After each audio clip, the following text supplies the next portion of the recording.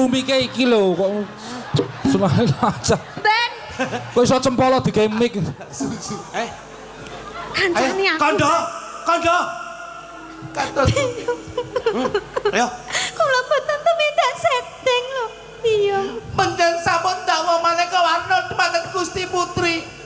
Gusti Putri menika boten tumindak lepat. Nanging kenapa dados sesuatu dalam kepatihan? Nanging kedaden terus malah kula mlempet menika dakwa maneka warna. Sejatine Gusti menika boten wonten ingkang dipun tresnani kejawi panjenengan.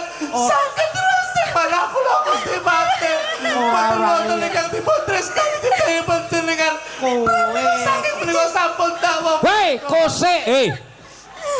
Jenenge omong-omong ki yo kanggo gentenan barang kok ya ora pembelani kok njur ngono. Lambene kaya kenapa Vespa ngene iki.